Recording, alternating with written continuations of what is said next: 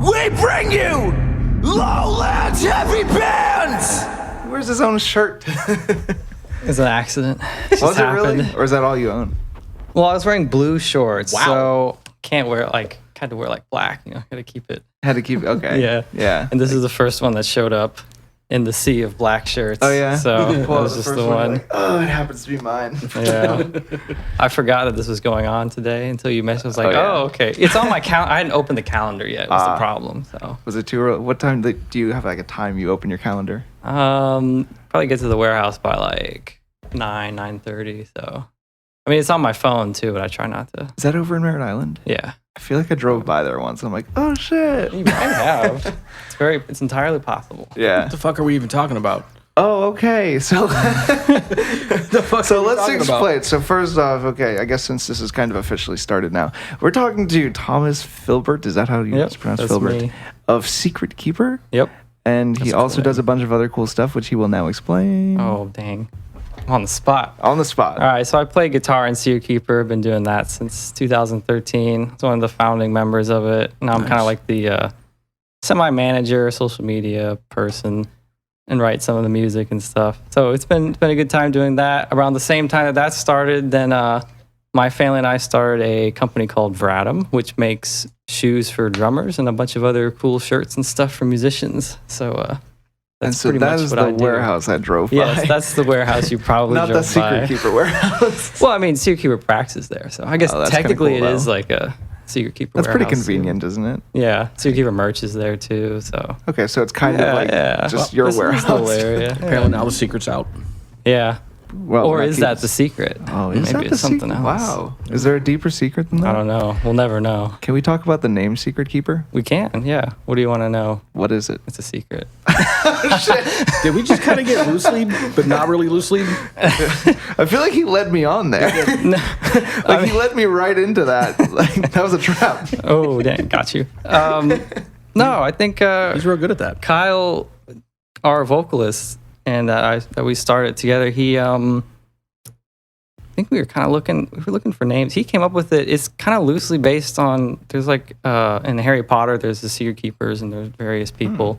And I don't know. It just kind of stuck out to us. So we rolled with it. Kind of loosely based on Harry Potter, but kind of not. But not really. It just was a cool coincidence. You're like, oh, that's really neat. So we kind of just rolled with it. So. That didn't come to mind when I heard the name. I'm just like, that sounds like some sad kids that said, yeah, that's a Secret Keeper. Which is accurate. But I mean, he goes, yeah, it does 100%. have some Harry Potter ties to it. I forget who are the Secret Keepers. I think Hermione's one of the Secret Keepers. And I forget what it is exactly. I didn't read the books really in depth. I did see the movies, but I never read. And it's one of the things in the books, and I just never. Sounds like you're not the most massive Harry Potter fan. No, I was more of a Lord of the Rings fan. You're damn right. But loosely a Harry Potter fan, huh? Yeah, only by proxy, So it just kind of happens. He goes, if it's on, it's on. I can't help it. Yeah. Lord of the Rings, though. Yeah, I like Lord of the right. Rings. Yeah. Lord of the Rings. I never got into any of that. Oh, well. So I feel uncultured in that sense. I mean, it's basically, what is it, 6 hours of walking, essentially? Yeah, it's a 6-hour journey. Or 1,000 pages of walking or whatever. It might be more than that. I think it probably is more than that. I remember I went to the movies one day to see one of the Lord of the Rings. I guess it's a shirt. Rings? Yeah, Rings? One Lord of the Rings. One Lord of the Rings. Yeah. Stop overthinking stuff already. We just started. But I remember it started, and then I fell asleep. Damn. And then I woke up, and it was the credits, and I'm like, damn it. It happens. I'll never understand. I'll never get that $18 and I'm back. I'm not spending 6 more hours of my life sleeping, so there's no way I'm going to get back to that. So what is Secret Keeper's genre, I guess? Yeah, I was just about to ask that. Really? I needed to know exactly what it was because I'm it's kind listening of, and I'm like, great the minds. fuck is this? What is it? Why do you have to put that so harshly? Well, no, I'm just what the fuck is this? Because I like to categorize the stuff and I put this in my metalcore file. I'll put this in my and I'm like, I don't know where to put it, because it's. That's true. Yeah, usually you can say this is metalcore. This is whatever. But I guess we started as a melodic hardcore project. That I can agree with. And then now it's almost post-hardcore-ish. So maybe post-melodic hardcore. That we'll just coin a new genre. Okay. I don't know. Secret Keeper. So I gotta start with some emo vibe. Yeah, I can make a whole new folder for yourself. Fucking folder now. This sucks. But now I need to find a band that loosely resembles you guys. You say loosely Balance one more and time, I'm gonna Composure. smack you in your mouth. Okay. Balance and Composure, Maybe. I guess. Yeah. Maybe some Armor for Sleep in there. Okay. I'll have to check them Maybe out. maybe some Bring the Horizon a little bit. Yeah, like little some sprinkles spots. of Bring the I could Horizon. hear some of that. Yeah. Okay. Yeah. With some Being as an Ocean in there too. Being as that was like your older stuff, especially. Yeah, I'd say we were more of them. like that. And then nowadays it's a little more. I guess we kind of do whatever we want in a sense because we have some lighter stuff and have some heavier stuff, which is kind of neat. So Can you tell me more about like the transition between like because before I don't think you had too much, if any, clean singing. Yeah, that's and right. now you have primarily clean singing. It sounds like. Yeah, so one of our members that did most of the singing at the time, he left for just personal reasons. He's like, growing up and now he's married and stuff and has a really cool job and things, Congrats. which is really good. Awesome for him.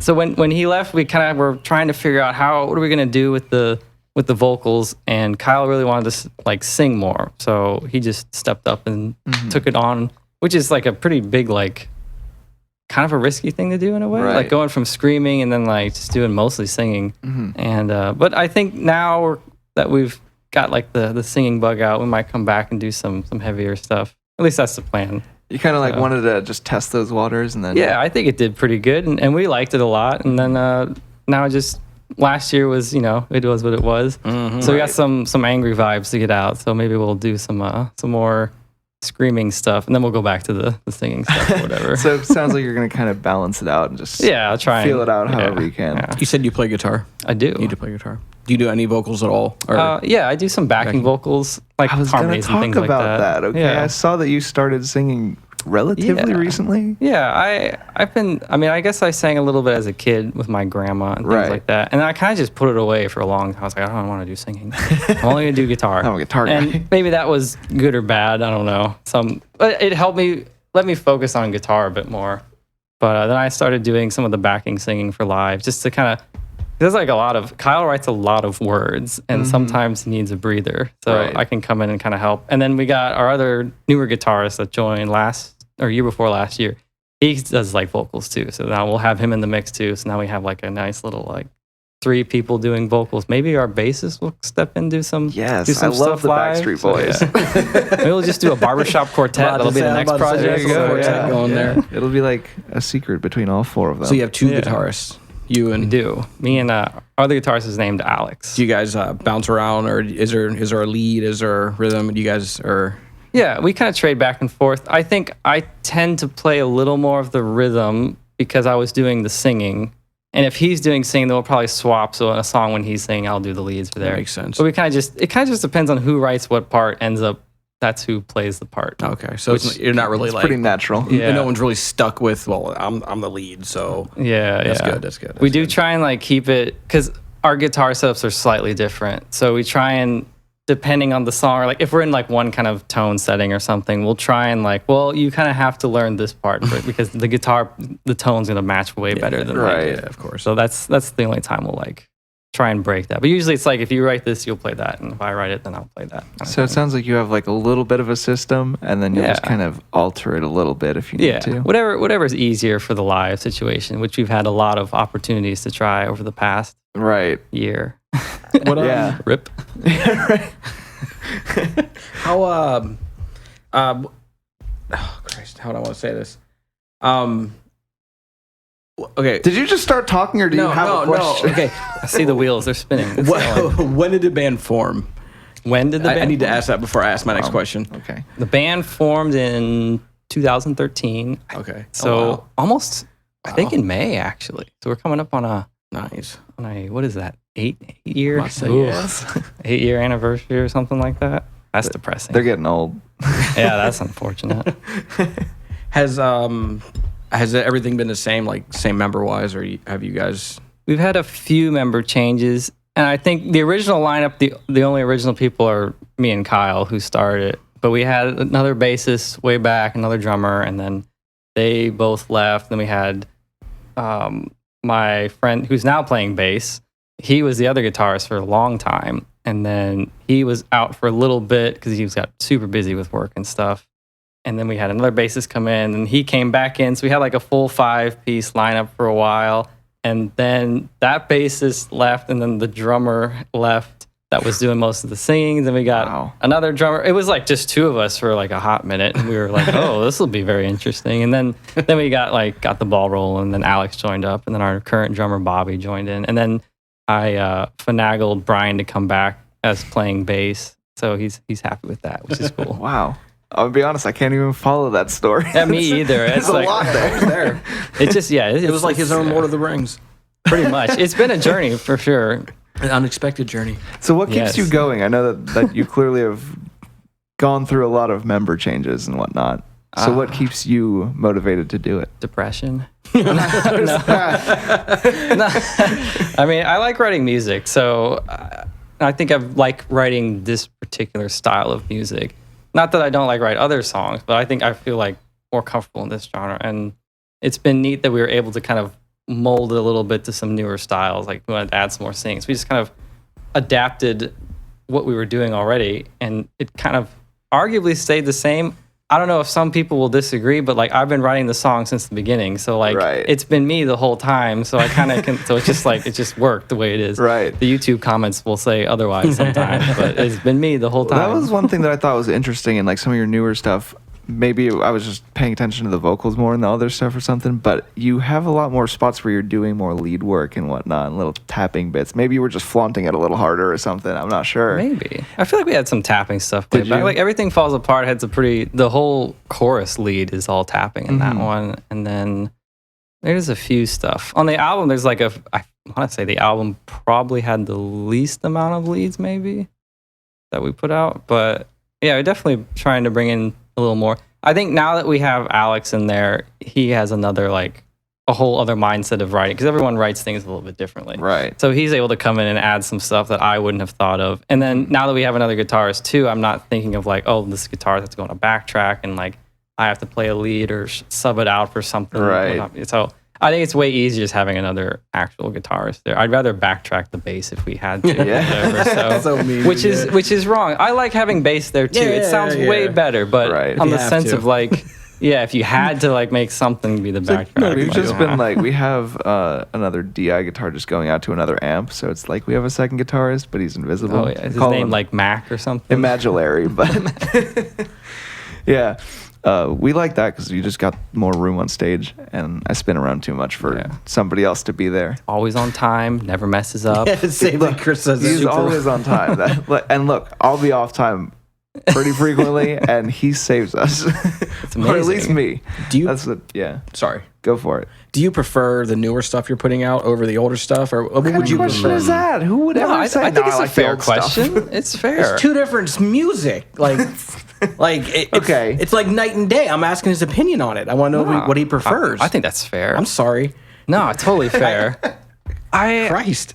Honestly, there's a few old songs that I love. Like Dwell always be like top pick, even though it was like underrated in my opinion. So we're still gonna play that song whether people like it or not. You're saying like under-received? Yeah, I mean people like it, but it didn't like hit it off on the internet or whatever. Right. But it's so fun to play. So I like that. There's a few like some of the old stuff is just honestly like sick and tired of playing, but it happens. But yeah, I like some of the new stuff too. I don't know, it's kind of it's a mix. It's a mix. I appreciate both. So if you got put on the spot and you had to make a choice, and you had to stick with one, which one would you choose? Like just one, like style wise, like your older stuff compared to the newer stuff. How it's Well, I think the newer stuff's written better. I would go with the newer stuff if I had to only pick one, especially like the new songs we just finished recording because those are sick. Nice, absolutely sick. I do have to say that your newer stuff, like you said, is written better, and I feel like I'm able to listen through the entire album or whatever. That's good. A lot easier than your older stuff. Like that, I can listen to. Was way meaner than what I said. No, old stuff was angsty melodic hardcore. Like I needed an emotional break from it. Yeah. He was talking some things to me that I just I couldn't handle all of it at once. I only have so many tears and so many tissues. He's like, who hurt you? Like the newer stuff, I felt like was more of the ride, and not just every song I just need to stop and ponder my life. Yeah, for sure, definitely. I think that those feelings are gonna come back though. I think it's just like, I can't handle it no more, man. Like I can't be dealing. You can't put me in that position. He's like, anymore. look, it's not you, it's me. Like, I just can't. What got you into hardcore music or whatever you want to call it? Broke out the notes, dude. I didn't even touch the notes. I didn't touch the notes yet. Oh, you were just ignoring him while looking at I was just pulling up the notes in case they were just necessary later. Like, look, now I'm at the notes for later. It's good, nice and organized. I try. What got me into hardcore music? Linkin Park, maybe. Okay. That's fair. Probably. Yeah, that's fair. I'll give that. Fair. Well, yeah, I'd say, yeah, a friend of mine picked up Hybrid Theory when it came out, and he like, my parents weren't like super like controlling, but they were a little more like, just watching like what I was taking in, and he had like the cooler, quote unquote, cooler parents, which both of ours are just pretty much the same. But he had Hybrid, and we were jamming that when we were like, I don't know, maybe 7? What would that be, like 99 or 2000 when it came out? Yeah, so it'd be like about 7 or 8 around then. Right. So yeah, and I guess that was like the first initial like plunge into that. And then it went through like the whole, I guess like Avenged Sevenfold was, everyone like starts doing the radio rock, and then you get Bullet for My Valentine, and you're like, oh, this actually isn't like what I really want. And then you find some other stuff, and you're like, oh, this is more what I want. Yeah. I think when Writing on the Walls came out, it was on Fuse TV, so now you can see how old I am. Yeah. And I was kind of like scared. I was like, I don't understand this stuff. But then like it grew on me. Ask the question, Chris. The question. How old are you? What do you think? Just based on my looks and that 30. limited information. No, 30, no. Really? 28. I'll be 29 this year. That's pretty close. fucking close. Thank you very much. No, I'll be 29 this year, so yeah. I was going based on when you were listening to Hybrid Theory. Yeah, that makes sense. But no, he's like, you tell me how old I look like I'm am. 12 or something. But, I get that a lot before like I started like just scruffing up and stuff. I can't. It's like the half Asian in me is just like, no. It took 35 years to grow this shitty ass beard. So hey, I got like this I real got pathetic nothing, thing. Yeah. I'm about like right there. I got this like pathetic thing going on. And this is like 5 days or something. that's crazy. I haven't shaved in like 5 days. Can't you tell? It's like, Jesus. He looks like he shaved before he got here. Did you say half Asian? Mm-hmm. Okay. Yeah, my mom's from Vietnam. Took me a second. Yeah. Like I went to take a sip and I was like, did he just say the half Asian? But that makes sense. Yeah. What's your excuse? What do you mean? Why can't you grow hair? I have no idea. Like, every part of you should be able to grow hair. It's all the know. efforts going into the long hair is what it is. If you like trimmed it, then it would just come out. That might be else. the best explanation I've ever I gotten. mean, it could be. Well, thank you. If you ever I'll take that as ever as cut your hair, I'll disown you. me too. What if he like cuts it and like makes a beard out of it? I'll throw up. You'll throw up like on my beard? No, Ooh. just on myself. Just on yourself. Yeah, okay. I don't want to throw up Could on be a anybody's pretty gross. luscious beard. Like it might. I don't It know. would be pretty decent, right? I mean, are you have some talking like cutting it off and gluing it on, or are we talking like cutting it to where you can just swing it around and attach it? Well, I would have to try out a few different things, I'm sure. One that I'm thinking of would kind of be like a reverse party hat situation, where they got the little string. Well, it would be like upside down. Yes. I think that would be pretty. I mean, if you need, we probably get some of his hair, throw it on your face too. There we go. I can share some. Yeah. I mean, Share the absolutely. load. Yeah. I feel like our hair color is at least pretty similar, We yeah. could deal Fuck, with that's that. weird. Yeah. What? That our hair color is It's really similar. It is. I feel like I have like the lightest hair in the room. And it's not even that light. No, it's which not. Is saying It's not. something. No, it's not. It's just very dark over here. So By the way, water, nice. Yes. Thank you. I was going to say, I think he's the first guest that we didn't have to Nice. prop him that there is a water bottle in front of We him. always do it because Yeah. you know how it gets.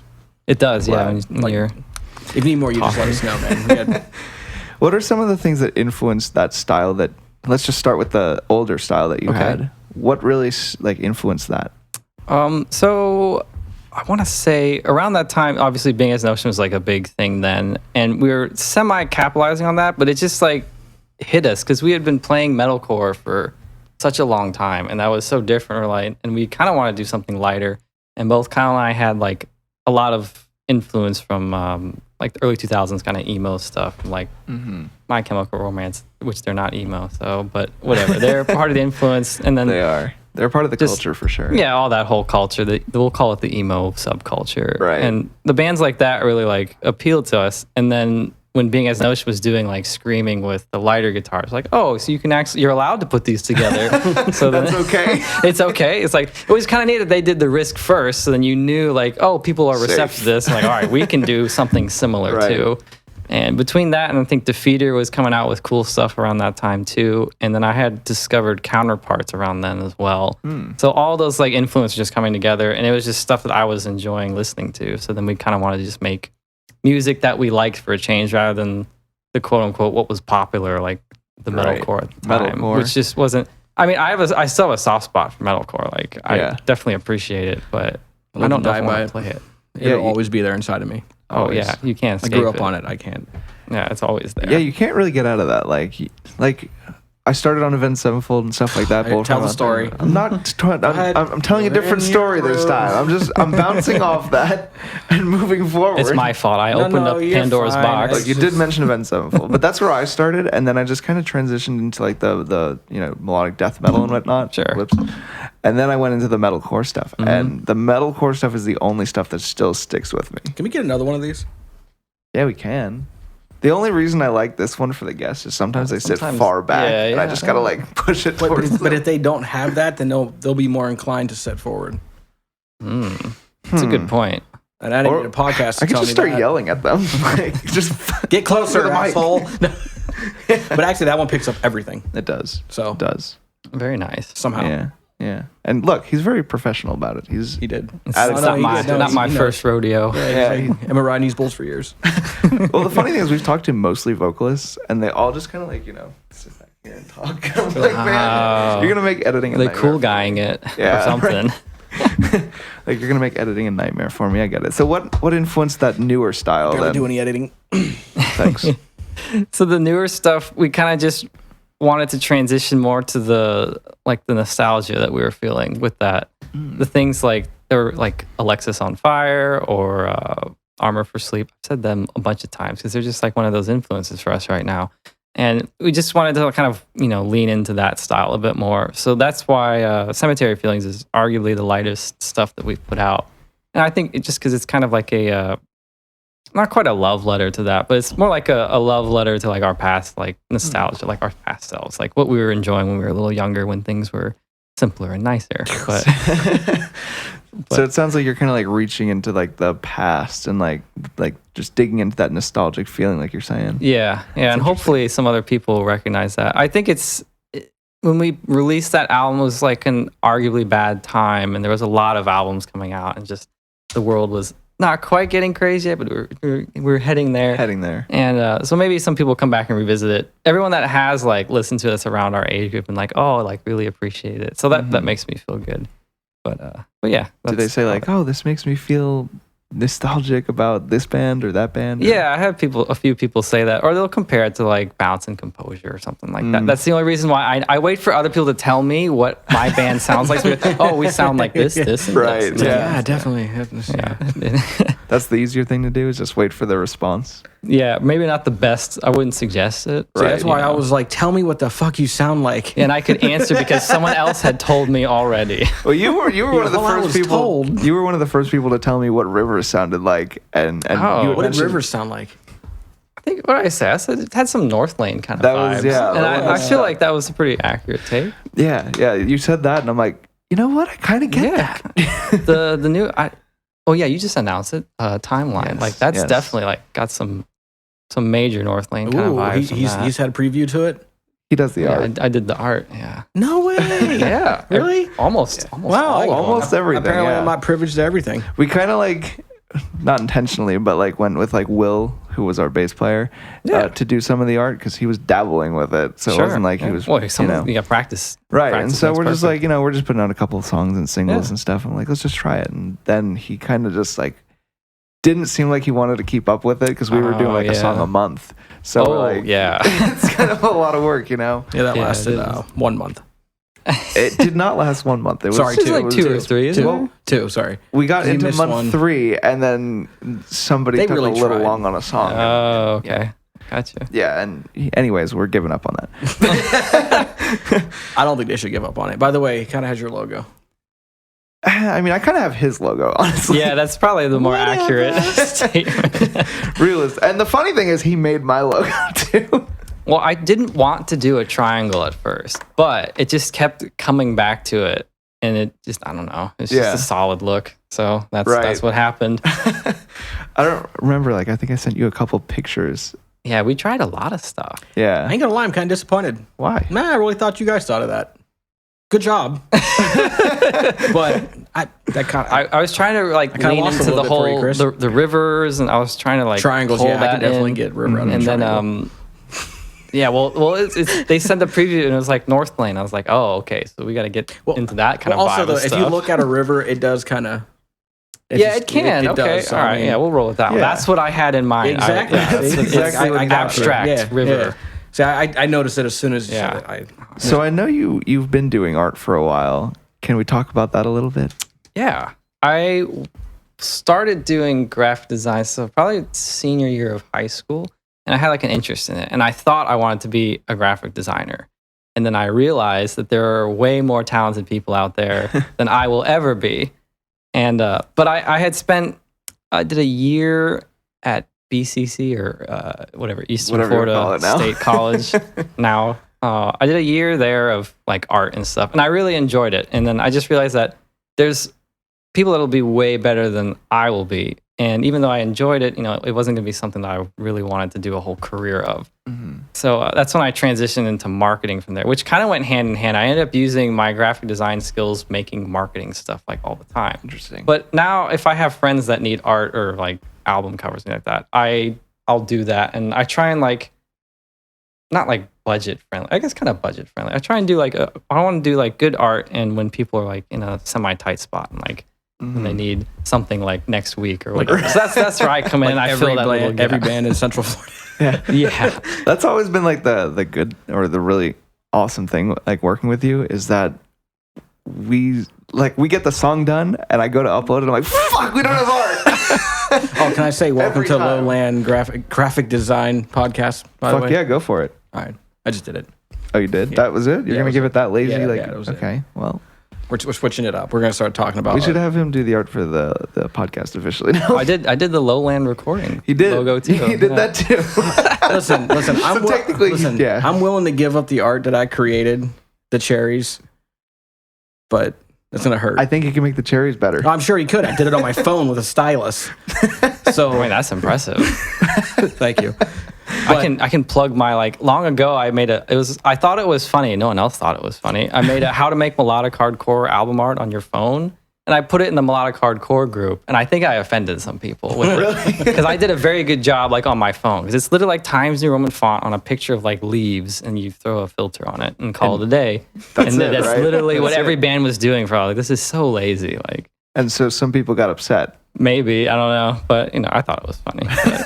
As long as you had a good time doing it. Yeah, I had a good time. I mean, and then I promptly went and made some Seakeeper art using the exact the same format. I used Photoshop and a real camera, but yeah, it was the same thing. Right. Yeah, so whatever. That's what was selling.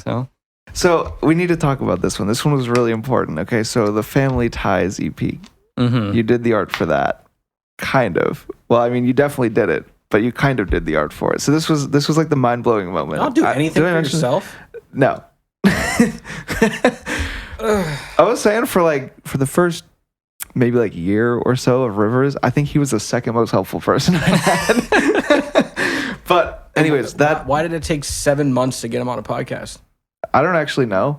Apparently, he doesn't like me that much. Apparently, he just uses me for my graphic design. For his graphic designs, that's it. Yeah, we recently, once we moved back away from Will and back to using him. I hate using that term. It is what it is. Yeah, it is what it is. Abusing him for his skills. Then I was like, oh wow, I haven't had him on the podcast yet. Now it's probably a good time. So now he's on the podcast. Nice. You're welcome. What was I saying? The Family Ties EP. Mm-hmm. Okay, so that was. I came to you with an idea. Yes. I said, I want a blank room, a window, and a chair. Mm-hmm. And what happened? Well, I was so good that I just happened to have a photo I had taken already of that same setup. I had a window with a chair in an empty room. He really did. I really did. It blew my mind. I'm a time traveler is what it is. No, but and you took that previous to this. Yes, I did. Had it, took it, edited it, and just sat on it and was like, "That's a cool photo." And then was like, "No one's ever going to use it." And then you came along and like, "I need this." And it's like, well, happen to have. Guess what? What was your thought when I sent that message with that description? I think I didn't even remember I had that. Really? And I was like, wait a minute. Yeah, we kind of modify a little bit. I think we changed the coloring, the kind of the tones, and then we added the tree and the shadow to tie into the first EP. Yeah. So like there was some work in there, but it was like the initial idea. You had it. Literally, you had a really picture of it. I can't take full. I mean, that's how the room was set up at Blue. It's that old house at Blue Springs that they had. There's like you can just kind of look through like what an old 1800s Florida house was like. And they just had a room that was just like that. And I was like, oh, this is cool. Do you think they still have that? Yeah, they should. I don't know if it's open right now though, but it probably is. Yeah, it's probably protected. We'll have to wait. That way I can go visit. You can't like track. Like it's a historical monument on the state park property or whatever. So it should still be there. Right. It's kind of neat. Yeah, that was probably the most mind-blowing like art experience. I was just like, how did he have that? He was like, how much do I owe? I have a big brain. He's working like way in the past. I don't know like if previous him was on the same wavelength as me then, or if there was just I don't know. It was wild. It's my favorite art story though. I tell that funny. story. It's the second art I've done with a chair on the cover of it. I think I did All Gone Gray had their first EP, maybe their second EP.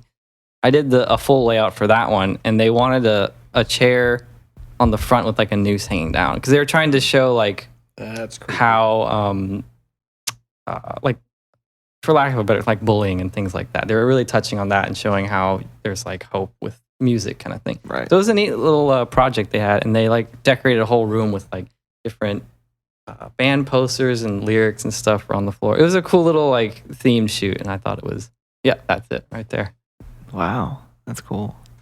I think now looking back, like I could have done it better, but this is like maybe 7 years ago when that came out. That's hardcore as hell, like in 2008. Yeah, I guess like, it's pretty fitting for because they're kind of in that same kind of All Gone Gray is almost like Chiodos, so like they got those earlier 2000s vibes. So I think it was pretty fitting for their sound at the time. But I just wanted to compare them. That's the only reason I looked it up. Comparison thing. It doesn't. Nice. It's not. Quite yeah, they don't. No. Yeah, just happened to have a chair in it. Yeah. Just happened to have a chair. Yeah. So is like art something that you focus on a lot? I know you mentioned that you just kind of do it for friends and stuff like that, but yeah, I think by nature of my work, having to just do marketing and having to make ads and I do all the art for Secret Keeper. I think I've done all the art for Secret Keeper at this point. Maybe some of the future stuff I'll try and not do because it is time consuming, but I enjoy doing it. So it is. I never want to take on too many projects. So I want to keep it that like enjoyment. Like so it's like it's not quite a hobby, but it's more like a dabbling of sorts. Because I definitely keep in mind like the trends, like what's going on, and I'm definitely aware of all like how to set up files for print and things like that. So I'm not like a noob graphic designer or anything like that. Like I have like a little certificate that says I know stuff. Nice. But you don't think it would feel less personal if you outsourced your own stuff? I think it depends because for one of the new singles that's coming out for Secret Keeper, I want to have a very certain kind of art style that I'm just not good with. But I think it would like really help with the concept. So things like that I don't mind outsourcing, but I think I just do it because it saves money. And I can get the ideas out because we can all sit there and like not have to worry about going back and forth with like a designer because I can just sit there and be like, all right, here it is. No one feels bad. Be like, let's change this, or that was terrible. Let's throw it all away. So like it doesn't bother me when it's your own stuff. I felt really bad with the Lowland Recordings logo because I felt like I knew what I wanted out of that, and after seeing it, I'm like, I don't think I wanted that at all. It happens. And I'm just like, just do what you do, because what you do ends up being better than what I thought. He did that too. Jesus. I'm telling you, like, he's done most of everything I've put out. Redo our logo. I'm done. We'll be in touch. Well, in return, you paid for part of the recording for the new Secret Keeper stuff. Yes! So there you got that. You're an executive producer. I mean, like a distant. You refer to the band by name all the time. Are you in another band or other projects you do, or is it just you? No, know, I think it's how just. you're saying I think it? it's just how I say it. Okay, it's no, like an entity of But itself. it's just the way you're saying it's almost like you don't want to like you have another project on, you know what I mean, another band you're in or something like that.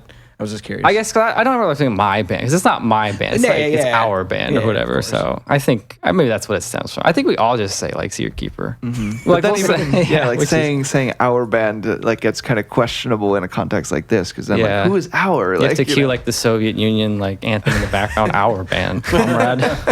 Yeah, you got to be like politically correct about it and all that. But yeah, what do you think your art style is? Because I feel like I've thrown a couple different things at you and you've just nailed it. I think my problem is I don't have an art style. Like a lot of graphic designers that really make it have a very specific art style.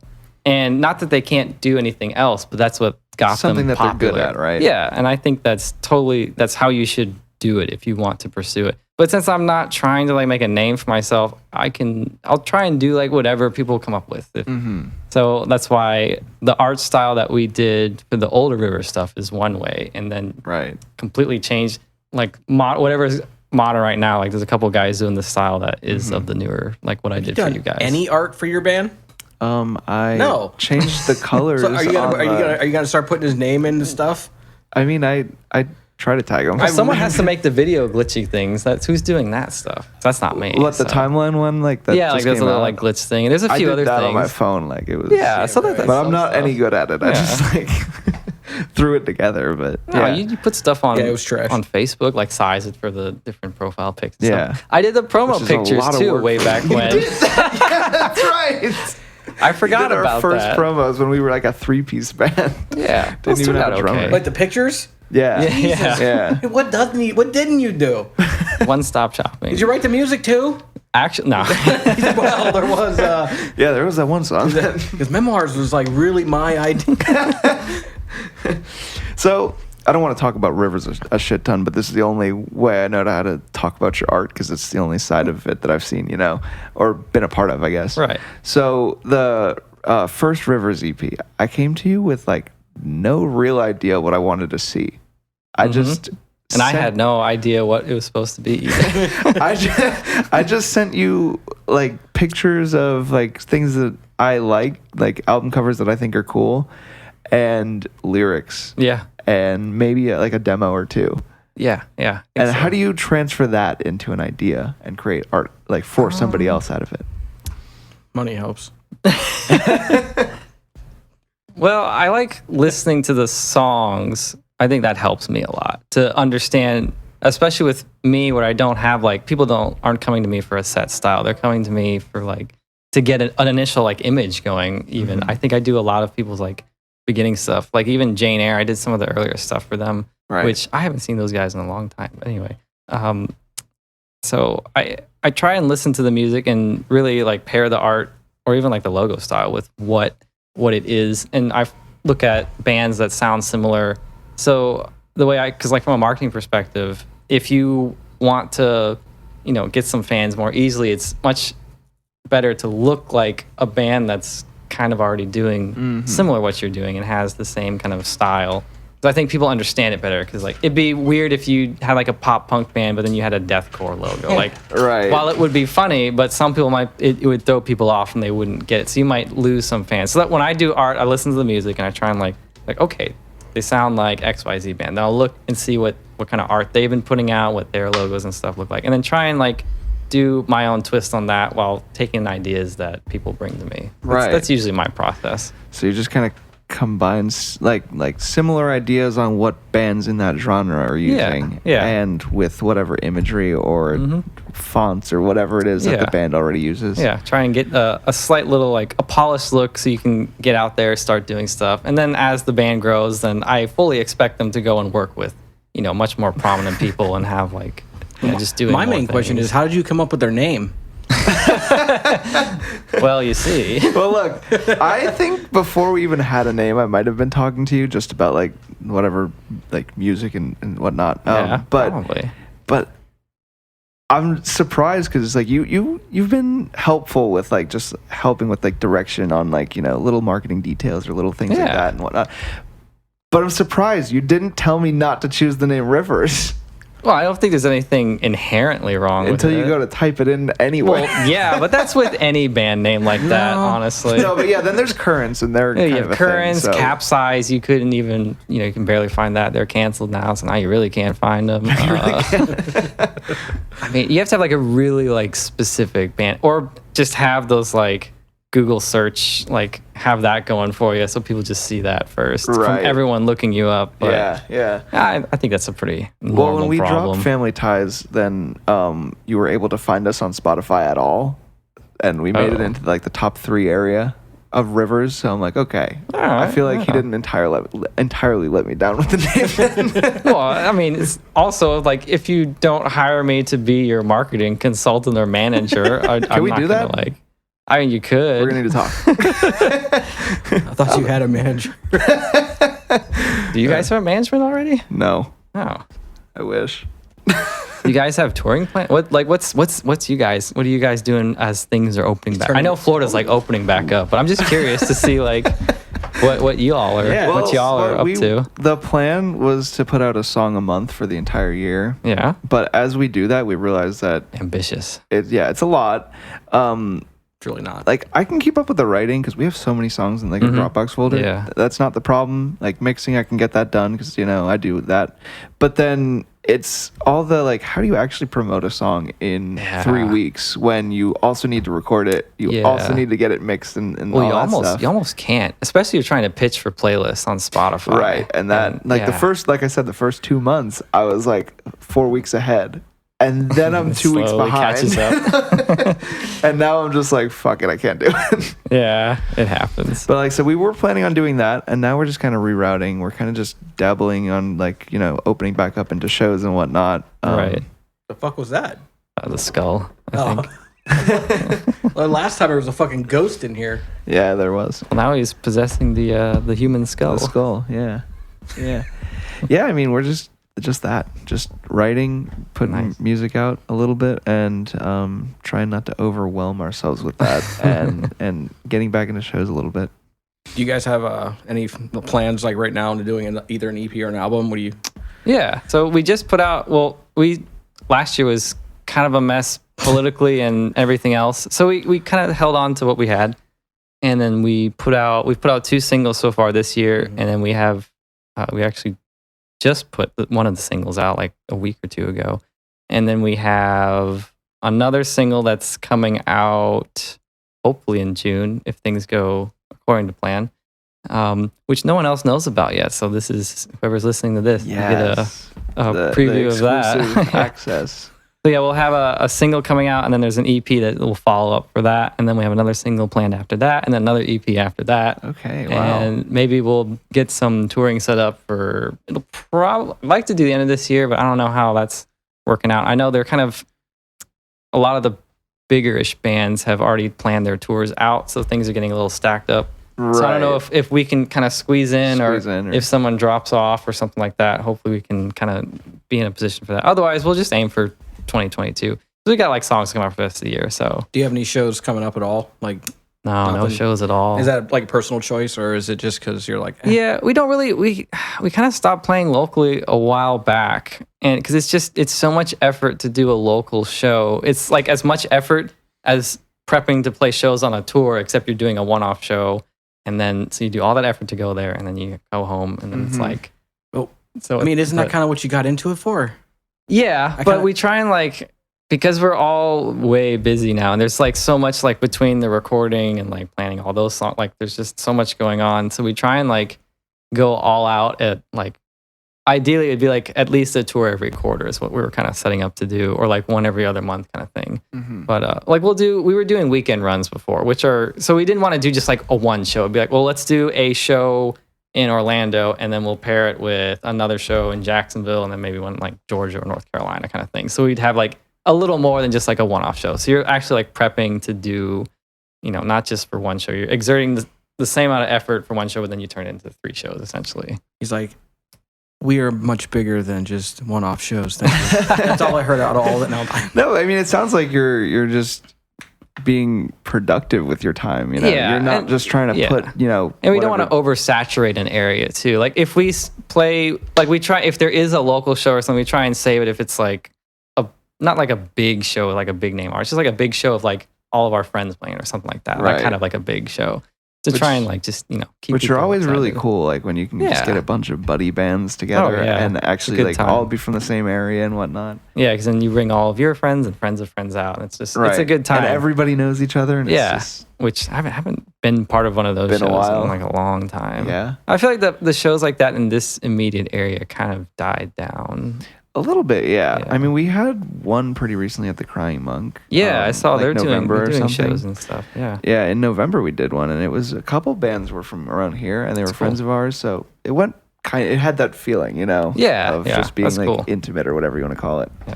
Perks of being in Florida. Yeah. I remember the last and maybe only time I got to see Secret Keeper was at Boondocks, and I'm pretty sure my old band played with you guys. And it was like which band was that, Chris? Thought of Redemption. Oh, okay. Of course. Okay. Yes. I couldn't. I just make it. And I think they had like the dual stage set up where there was the one actual stage. And then, like I think you guys played on the floor. Oh yeah, we were the angsty kids. We'd always play on the floor. Right. But we were respectful to the sound guy. If we had to play on the floor like we always wanted to, we would leave the drums and the amps on stage so the sound guy wouldn't hate us because he could mic everything up and we could be the angsty kids on the floor. Do you still do that? No, not so much now, just because less I angst. think less angst. We're too good for that too. Yeah. No, I think the venues we were playing just kind of didn't lend themselves to that. But, if there's like house show opportunity, like we'll always take that on. So never going to say no to a house show. Yeah. Because those are sick. But, those are cool, yeah. Where's the biggest place you guys ever played? I don't know. I think in Jacksonville there was what's called Brewster's Megaplex. We played one of the festivals there. Anything with plex in the name is huge. They used to have, they had like 1, 2, 3 or 4 stages in one place. And then I remember the show we played had like My Ticket Home was playing. I think Ice Nine Kills was on that show. Damn. And there's a few other shows. I think we played the smaller stage. We played the bigger stage at that place too. That's probably one of the bigger places we played, because out of state, we're not famous or anything, so we're just we'll play smaller. You do play out of state? Yeah, we try and play out of state. Country. Yeah, we did. We did Japan last year, right before everything. How did that turn out? It was awesome. It was the best tour that we've ever done. From what I hear is when people go over there and play music, they just instantly vibe with it and love it. They're so open there, it's ridiculous. Yeah, it was really cool. We played 2 dates in Tokyo, one in Shinjuku and one in Shibuya, and then we did. I know exactly where that is. Yeah. they're like the 2 main places in Tokyo, and Tokyo's a huge city. Then we did a few. Did one in Osaka and one in Nagoya, I think, which are south of Tokyo a bit. Mm-hmm. So we did it was just 4 dates, but it was really cool. All the people were super open, super respectful. Did you have to learn Japanese? Or do you know Japanese? I learned a little bit of Japanese. I wanted to be able to order coffee or food at a restaurant or beer and say thank you. So we all learned thank you and hello and learned to be super cordial and respectful. And I was able to. I think I ordered coffee by myself one time. I felt really proud. I was ooh. And the guy knew he spoke perfect English, but he went with it. He went with it for me, and I was all right, cool. I'll give it to him. And then one of the shows we played, I think Brian and I were just looking for lunch before the show, and we were in, I think it was in Shinjuku, which is the business district. So there's some touristy stuff, but it's a little more focused on things. And we went in this one place. It was in a little basement thing. Great food. It's but there's sketchy. Different. Yeah, it seemed but it was super clean. It was super awesome. Food was great. It was a lot of food and a beer for $15 a person or something like that. I don't know. How long were you over there? Just a little over a week. We had to cut our trip short because I got rudely woken up on the morning that we were going to do some shopping and stuff and sightseeing, and our other guitarist, Alex, was like, we have to leave now because they're closing the borders. And I was like, God, that's are they? You said it was about to start. You'd have been trapped. Yeah, well, this was like March 20th or something like close. that. Oh, yeah. You would have been trapped. I mean, I didn't mind. I was like, I got my bachelor's, so I can go get a work visa and maybe I can teach English and I'll provide for the rest of the band for a year. He had it planned out. Because I can keep him fed for at least 9 months. We stayed at a hostel in Kyoto that was like $10 per person per day with like a full kitchen or whatever. So it's like, we'll just figure that one out, let's go back there and just, it'll be a good time. But no, I did the responsible thing and I had to figure out how to we ended up having to buy new tickets to come home, which sucked. Yeah. It was like $900 per person to come back. But that's why they haven't been doing anything since. He's like, and Secret Keeper's been financially recovering from that. We did get our the initial ticket that we used. We got half of that back, so it wasn't like it ended up being like. I think we got those kind of on a deal. So if all things were equal, it would have been the price of going to Japan under normal circumstances in March for like cherry blossom season anyway. So it kind of didn't go for cherry blossom season. Yeah. But it was worth doing. Yeah, right? totally worth doing. Hopefully we can do it again. How did you end up getting that opportunity? So late 2019, or I guess it would have been earlier 2019. We were trying to do a UK or Europe tour because it's closer, so it's arguably easier. And no one wanted to help us because we had like friends over there, but they weren't super active in bands anymore or something. And so many people are like, well, just talk to Avocado Booking. It's like, yeah, I'd love to talk to them, but they're huge. So that didn't happen. And then like as a joke, I sent a message to this guy that had been a fan of our Secret Keeper for like since the beginning, and he lived in Japan. And he was in one band, and he was in this other band called Oak Tales now, which they're super cool, like classic melodic hardcore and like a lot of emotion in it. And so I messaged him on Twitter. I was like, hey, what if we did a tour together, like kind of as a joke? And he's like, okay, I'll get it set up. I'll set it up. I was like, really? He's like, what? Yeah. And he's like, how are these dates? Like that's perfect. And then like, he's like, you need to talk to the vocalist. He speaks better English, and like got it all organized. They took care of everything show wise and set us up with a tour manager and a driver, Tatsu, who like, I think his company is R&R Booking, and they do like a lot of band tours and stuff over there for like bands like Secret Keeper size, kind of like on the smaller end. And it was a great time. Tatsu was an interesting, funny man, and like super, super cool. Oak Tales were super nice and like really took us in and showed us around and stuff. So yeah, it was that's really interesting because you almost expect a more difficult route to that. Yeah. And you just messaged somebody on Twitter. Yeah. Okay. It was super easy, and I was very surprised that it all worked out so well, which was I don't know. So hopefully we can. I would love to have them come here and like give them the American experience and like. But we'll see how that goes. So mad, they'd be like, "We're leaving." Maybe I don't know. They might like get a kick out of it. They might. It might be interesting. Yeah. Try like be nice about it. Be like, you see this road here? If you go down there, you'll get shot. So we're not going down there. Don't go down the road. That's the truth, though. That is really good old. Yeah, they're super safe in Japan. Like even so, this is how crazy. Like everyone says Japan's clean, but like just to reinforce how clean it is, the venue bathrooms were all very clean. Like you could lay on the floor and not have a problem. Wow. Like that's saying something. For 2 days. Got lost, so I just slept in the bathroom. That's insane. Like you hear about that, but obviously from here, I think it's hard to tell. The dirtiest area was this spot in Osaka called like America Town. And it was they have like all the American food there, like the burgers and pizza, like proper. They're like, this is what they do. Stuff and it was dirty, just like here. Felt like right at home. It was really funny. We just leave straws right there. It was like the irony of this. It's called America. Like they sell people burgers and like, when you're done with your trash, throw it on the ground. It's like, there's no trash here. You just throw it down. Yeah. Otherwise, aside excuse from me, there, where's the trash? Clean. Just throw it. I can't believe that. It's actually called Americatown? Yeah, it is. I don't remember hilarious. the Japanese, but it translates like Americatown, Right. essentially. Yeah. That's amazing. I'm not even we offended. That's actually played- American. It's American as fuck. Yeah, it was funny. There was actually a store there called Florida Store or something, and I have a picture of the sign. Like we should have gone there and be like, "Hey, we're from Florida. This is our store." Like you're right. It had flamingos and like a all the Ron stuff. John's palm trees. Pretty much. And I was like, "Yep, that's the Florida store." Like sold. So one of everything.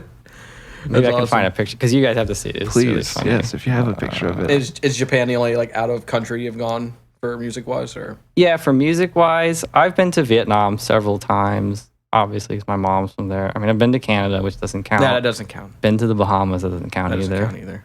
But I've been to Taiwan too. I had like a long layover in Taiwan on the way to Vietnam. That counts. Yeah, I think. Were you there for more than 2 hours? Yeah, it was like 12 plus hours. Yeah, you got half a day counts. Isn't there like the rule of thumb, like you got to step out of the airport for it to Yes, count? I did step out of the Okay, airport. then Counts. There it is. There, Florida store. That's amazing. People are really interested, I guess. It Huh? was so You funny. see how dirty the street was? No. Are people walking out of there with like palm tree shirts and stuff? I don't know. We didn't go in. We were trying to get back to our like hotel at that point. And Yeah. I was hoping They're I had a walking out with picture, stupid like- accents. Like, how did this happen? I have a picture of a clean toilet because it was just because it's like, when does that happen? Like Yeah, wow.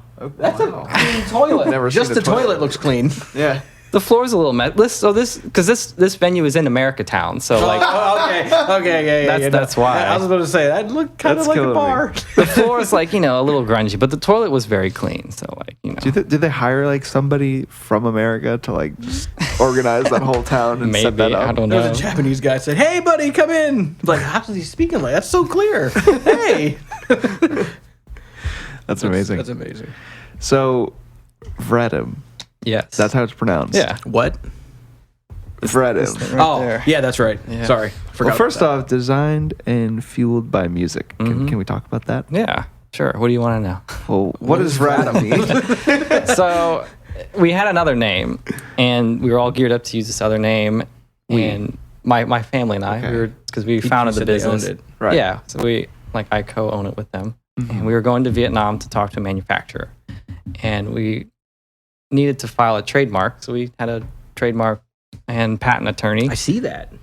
Yes, it has. It's like it's got the R. It's legitimate. It is a that's real bought and paid for. real right there. thing. Use it, I'll sue you. Yes, yeah. Funny, like there's another company that actually has a very similar looking logo, and I talked to our lawyer. I was like, hey, what do? But they're different enough, so it's like Honda and Hyundai, like it's like that. Yeah, so it's like What do they do? they're more in like golfing kind of stuff. So like completely different. Right. It's like but the very similar looking. But anyway, so yeah, we had this other name. It was taken already. This is like a week before we're flying out. So I had to I came up with not quite what is here now. It was similar. And I think it took me it was the day we were leaving to go to Vietnam. I sent the updated logo out to the shoe designer at the time. And then we got on the plane. So I had to hope that she would update the tech pack, the artwork of the shoe. So when we landed in like LA, then I got the updated file and sent that to the manufacturer and hoped that it would get there. So by the time we landed in Vietnam, they had the updated file and everything was all. Yeah, I was a little process. stressful. Well, I say he was just. There was no hoping and Wi-Fi on wishing. the planes back in like 2012 or whatever this Right. was. So that was like you had to like airport, hit it off, and then like, all right, let's get on the plane and hope for the best. He's just like, But, oh my god, oh my god, oh my god, oh my god, oh my god. So this was like 2012. yeah, we went over there, got everything going in 2012, and or actually maybe more like end of 2011, because we were in Vietnam in 2012. Because I remember the end of the world was happening. So yes. it's right now.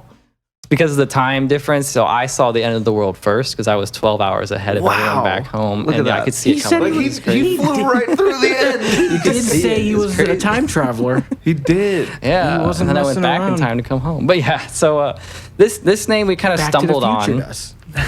We had it's like another name. It's like it ended up. It works out to be it's Croatian for like back for like return, like returning back, which was kind of an interesting coincidence. future. Future. exactly. No, because it was interesting so it is how actually a word. Yeah, it's a word. Okay. It's a word, and I mean we don't pronounce it how they would pronounce or like whatever. It wasn't on purpose. It's just we came with this sounds cool, and then afterwards we just for double checking make sure it wasn't anything like too crazy. Right. And it just means like to return, which was kind of cool how my mom was like returning home and like because it had been a long time since going home, so it all kind of worked out together, which is kind of cool. Yeah. I was going to say neat, but I like cute. I mean, cute kind of worked. I think. I said I liked it. I was going to say neat, but you. Okay, well, at least it worked. Yeah, the backstory. I know, I liked it. It's cute. Cute backstory. Right.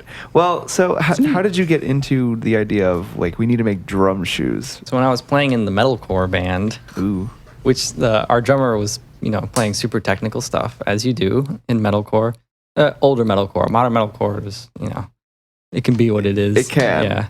But he played barefoot a lot, and he'd get his toes like caught up in the pedal chain. So we were kind of like, well, there should be like a shoe or something for this. So you get the same feeling as barefoot. Wouldn't but like, any shoe work? Yeah, you would think any shoe, and technically any shoe does work. It's whatever you're comfortable with. But much like if you're playing soccer or I need to football, see your shoe. You can take it off my foot. You can smell my stinky shoe. So we have a live example here that no one else can see. So what we did is we tapered it in the toe area, so you can still have feeling. But we wanted enough comfort so you could wear it as a daily shoe. Because at the time there was another drum shoe, but it looked like a pair of water shoes. Okay. And they were just made to put on when you started drumming. Okay. Wow. And so we wanted to have some of like the style cues of like Vans and Nike and things like that, mixed with the practicality of having a shoe designed for drumming. So we added like extra grip with the outsole, softer outsole, so you have better grip. Then the midsole offers enough cushion, but it's tapered in the toe area, so you still have that good like connected feel. Is it suede? Yeah, we did a suede upper because it's pretty durable, so you could wear it on the road. We don't have to worry about it tearing.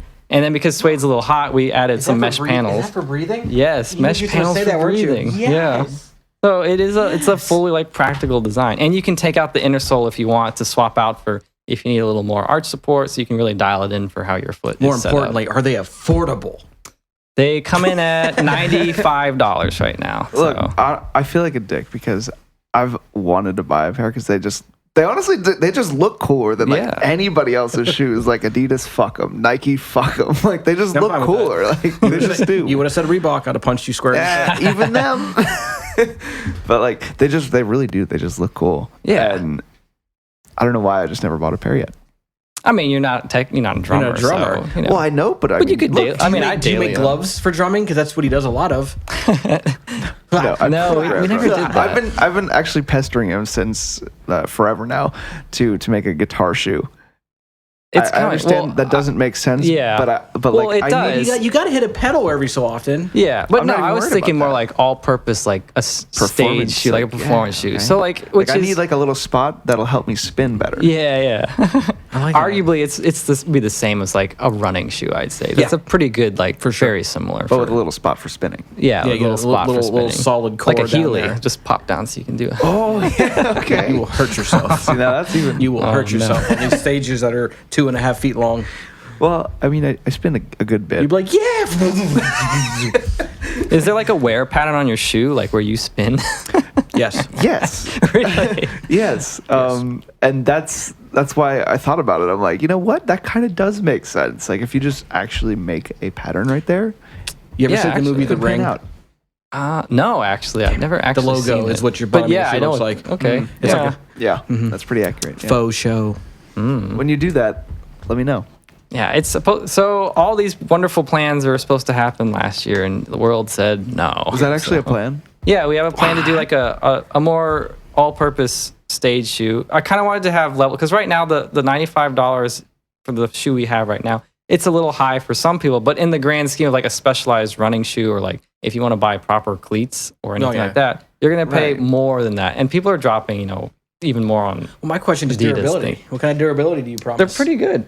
We have a warranty too, like so it's up for if anything happens within the first year, we'll pretty much give you a brand new pair. So Wow. So yeah, That's we stand all behind you the need. product. Yeah, so it's not like that in you're. itself was worth $95. Yeah, It as is. opposed When to you're like. slamming that shit for like 8 months, and you're like, Oh, yep, yeah. it's starting to blow out. Yep. They're coming tomorrow. Yeah. Exactly. That's good. That's good. I think you just sold me a pair. Warranties are like the most important thing in the world.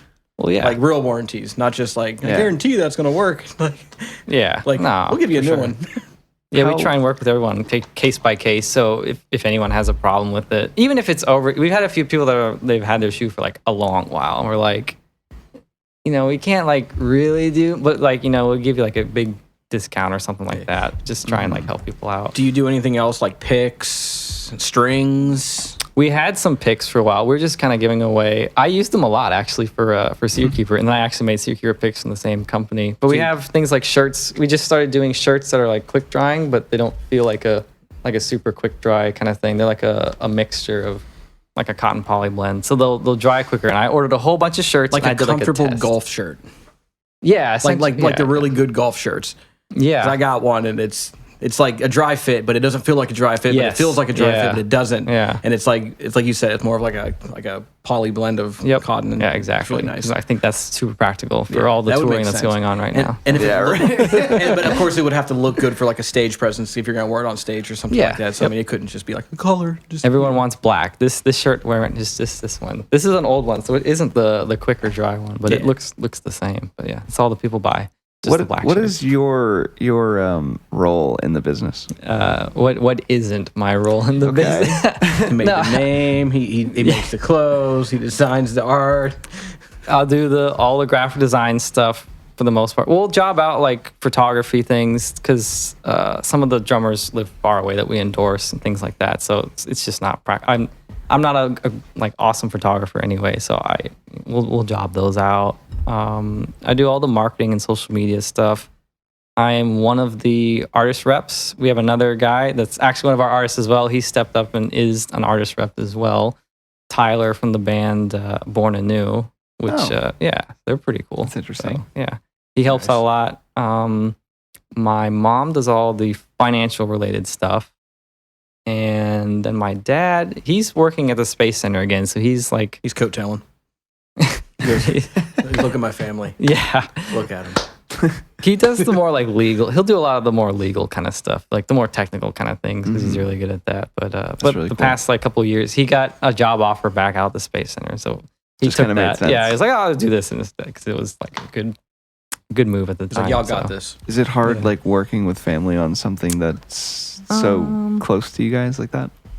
It can be, but usually not. I think we all get along pretty well. We don't have any problems. And I'll do like the main decision making per se, but like I'll pitch the idea. So I feel like I'm not like fighting anybody. It's all like, well, what is the collective, like what's the best move to go for it? And like we'll talk to even like some of our artists will like pitch ideas that we want to do things too, just to try and get different feedback. Like it's essentially just market research and development at that point. So did I see you on Shark Tank?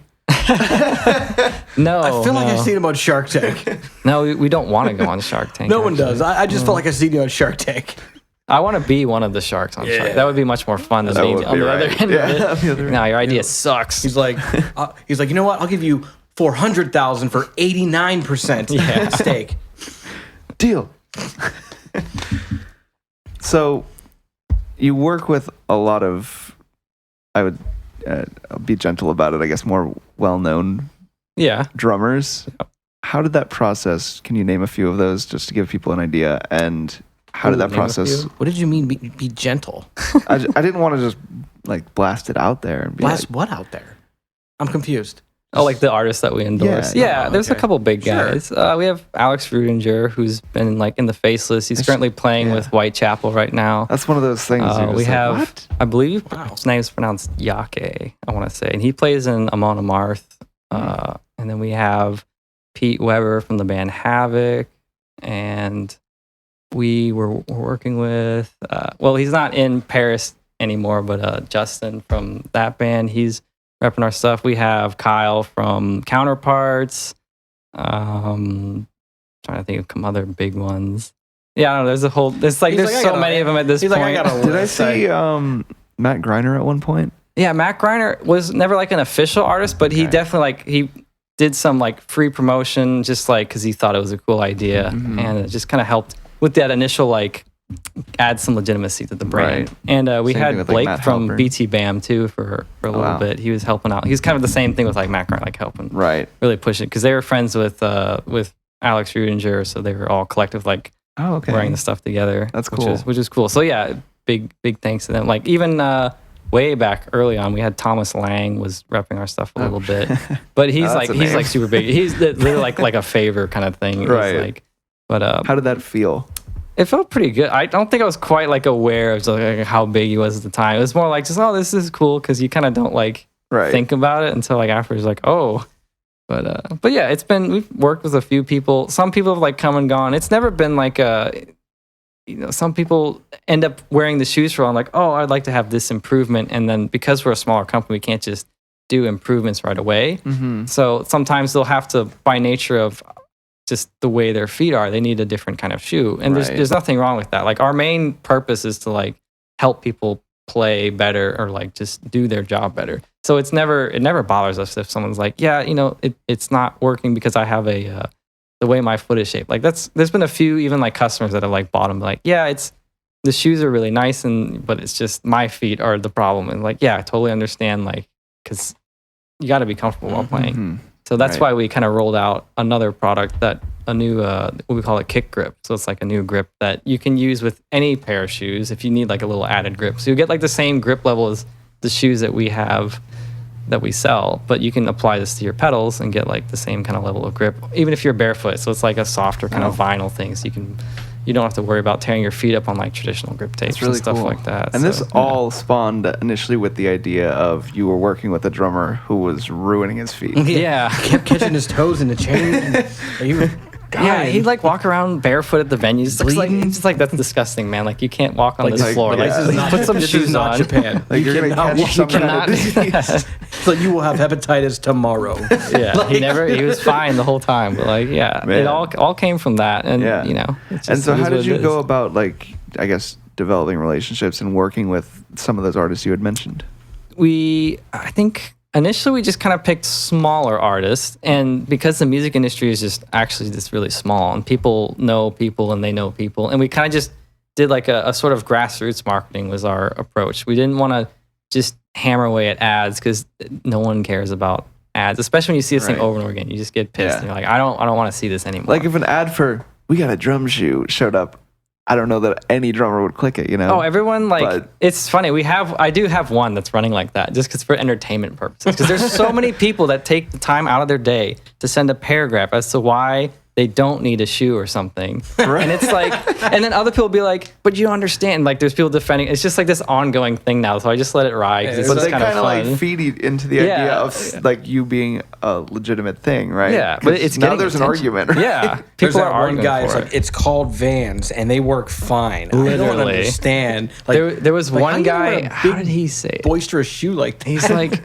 he said not to be pretentious, or how did he put it? Something about that was me. Yeah, that was you. I was like, not to be pretentious, but we're I don't know what the fuck you're talking about. He said a drum shoe is gay, like, and in parentheses, like, not in the homosexual way. Like in the other, like, I was like, you get really? Nowadays. So like, can we bleep that out? I don't want to get canceled. Yeah. I mean, I'm just reading what he said, but I want to like frame that and put it on the wall because it's so funny. But the dude, like, he was a hiker, like an avid I was like, what does this guy go? Should understand. And he buys hiking shoes. It's like you literally buy a special shoe. Why is the concept when it comes to drumming like just foreign, gone? Right? Like, I don't know. A lot of people get it though, and it's just funny to see the people like going through and like it's attention.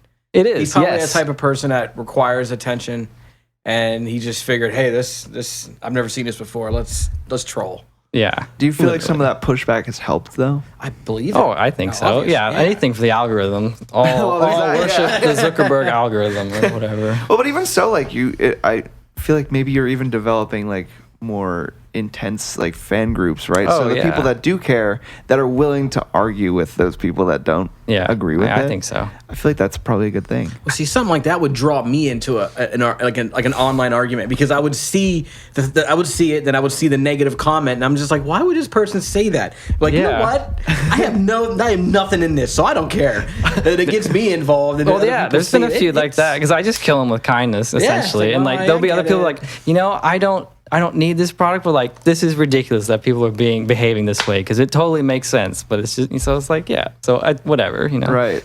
Any press is good press, as they say. And so, what are you doing, like, marketing wise right now? What is your thing? Right now, I just focusing on social media and our endorsed artists kind of pushing the brand a bit, because I think that seems to work the best for us currently in our current state. It's because you have a bigger name behind it that people respect, and a more reputable kind of person. So it just adds some legitimacy to everything. So we got everything from just guys putting out drum covers to short little Instagram videos and things like that. And That's really cool. We'll do our own like social media and like those kind of little ads that we're running now and then. But just try and keep it less advertising and more like like I just said, like grassroots kind of marketing. Right. Keep it more good vibes. Let's buy our shit kind of thing. Have you ever done like a commercial where like a guy is like drumming and then he stops and goes, "Ooh"? I would love to do that because it'd be so funny. I would buy a pair just for that you ad. did that. I'd be like, yep, you know what? I don't do it. Don't know how to do it. Give me 2. I think we kind of like held back because our inventory is like last year. There's so many people buying stuff, and then we couldn't get more stuff made. So our inventory is like declining right now, which is a thing. Is it getting better for you obviously? Because things are yes and no. Because I mean, we kind of work in an industry where like things are starting to get a little hard, because like things are hard to get, even though they're there. Yeah. But it's hard to get because people don't want to do it. Don't act like what we do is anywhere near as cool as that. I didn't. Please. What is it? What do you guys? Oh, it doesn't matter.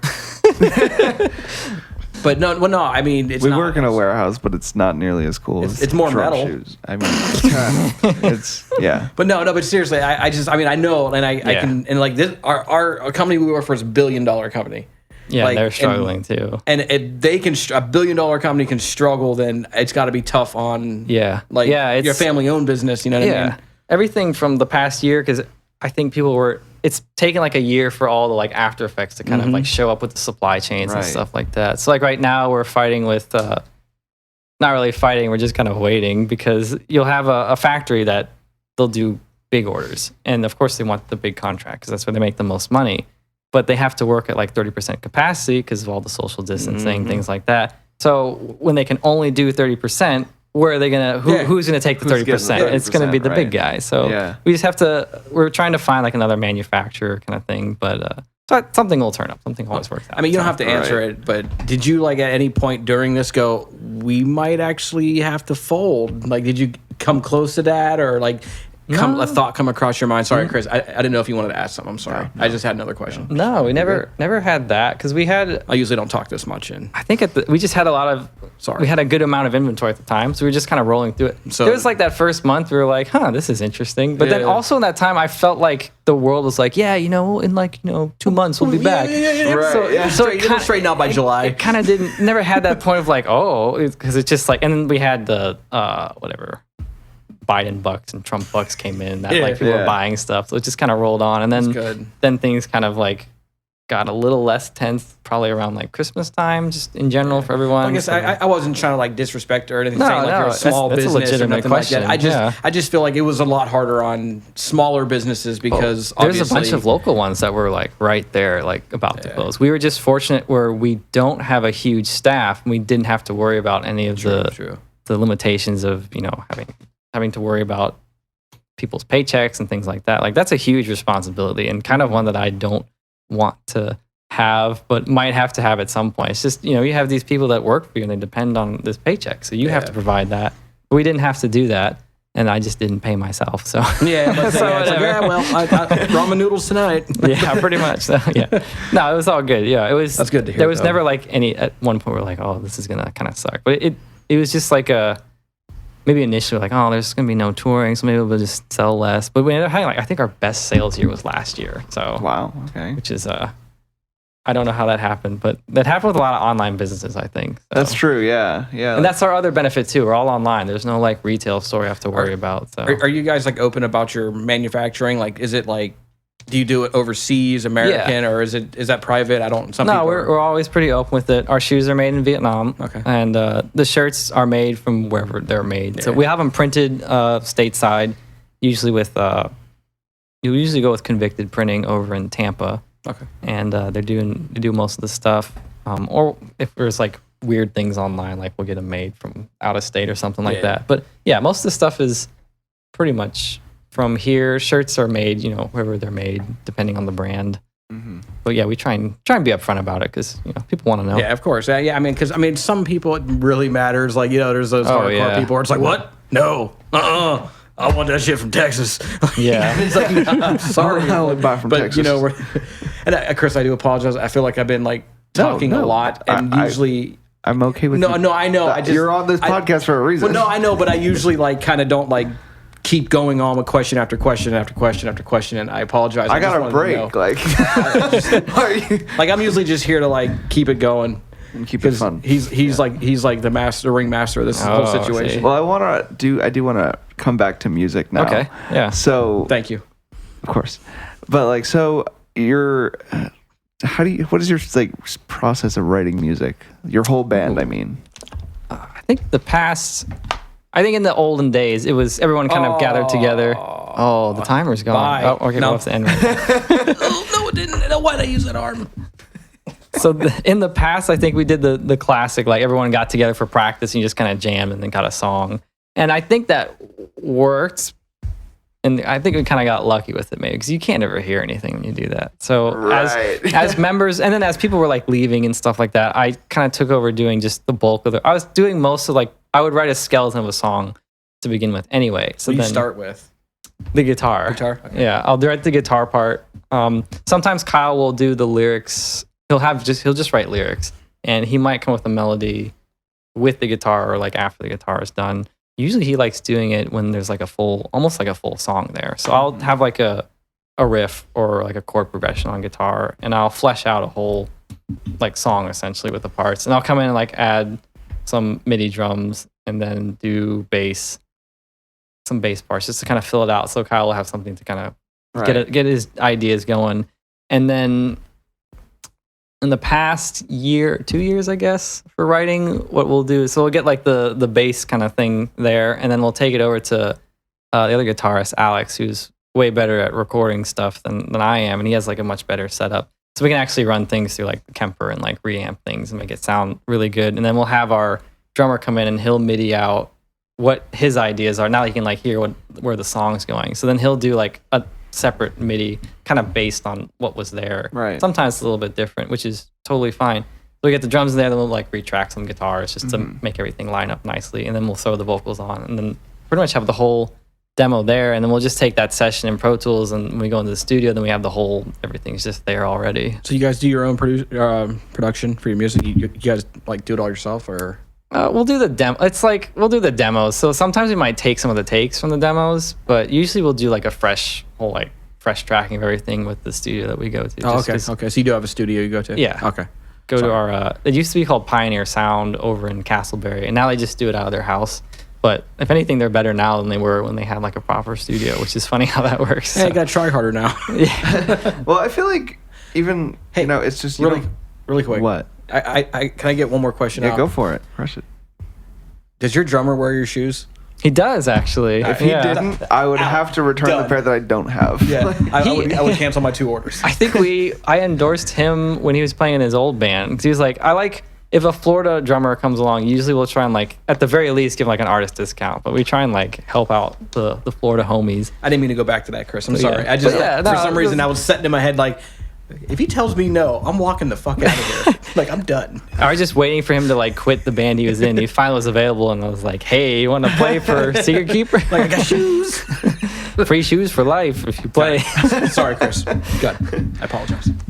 I don't remember where it was. It was just in Portland. Studio in Castleberry. Work with them. They're really good now. So I do feel home studios are kind of the thing now. Yeah. Because you don't need a whole space. Well, it's funny because we did Losing Sleep. We went to Glow in the Dark. We're Under Oath recorded in the Chariot and all that. And that was an awesome experience. Nostalgia. Yeah, nostalgia. Which is really cool to record there. Can we call this episode Nostalgia? The nostalgic something of something with somebody? Nostalgic secrets. Ooh, sounds like a band. It Or an might be album. after this. You want to start another band? Yeah, you want to start another band? It'll be a side project. Yeah, Internet only. Project. Internet there only. we go. So I got a lot of time. Yeah, it sounds like it. But it was this, Glow in the Dark. We work with Matt McClellan, and we did that album there. Then we did 2 singles with him a couple years later, and he had pretty much, we just did the drums at Glow in the Dark, and the rest of it was at his his home studio, and it was like the same result in the end. It's the same equipment. So Right. if anything, it's almost like a more relaxing kind of vibe. You're not like under the gun of like, oh, we have this set amount of time, we have to do it before the next person comes in, kind of thing. So it's a little more easy, I Personable, right? think. Yeah, and we've been going to the guys over in Castleberry for a while now. So it's like it's good. It's a good time. So Right.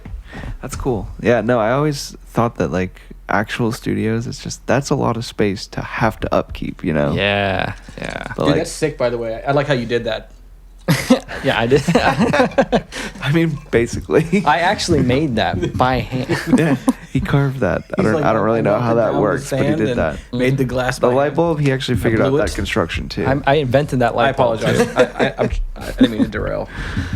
Yeah, you Yeah. really did derail though. Yeah, I don't give You a did. fuck. But yeah, writing process. Do you think bands need images? And if so, like, what is your band's attempt at an image? Ooh. What does that I look like think for you? it helps a band. I think nowadays you can have your image can be not having an image, if that makes sense. No. Because I feel like a lot of people are rocking that, which is cool too.